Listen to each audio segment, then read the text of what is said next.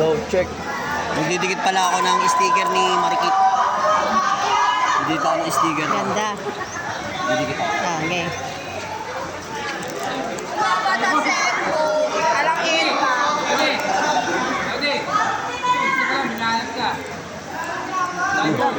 Sa iyo? Didikit lang ako. Gulay na yun.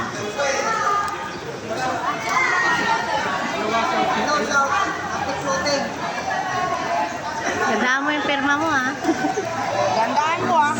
I-vlog mo yan ah. Tapos may pirma pa ako. Mga idol. Uy! Buti kang matusok, walang yaka. Bigay na sa akin yun eh. Bigay ng good boy. Ayun o, yun doon sa...